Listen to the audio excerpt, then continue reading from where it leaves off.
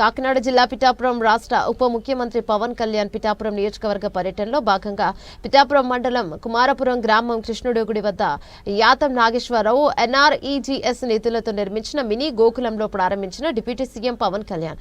కార్యక్రమంలో పాల్గొన్న కాకినాడ పార్లమెంట్ సభ్యులు తంకిల ఉదయ్ శ్రీనివాస్, కాకినాడ జిల్లా కలెక్టర్ షణ్మోహన్, ఎస్పీ విక్రాంత్ పటేల్, ఇతర ప్రజాప్రతినిధులు రాష్ట్ర వ్యాప్తంగా నిర్మించిన 12,500 మినీ గోకులాలను పిఠాపురం కుమారపురం నుంచి లాంఛనంగా ప్రారంభించిన ఉప ముఖ్యమంత్రి పవన్ కళ్యాణ్.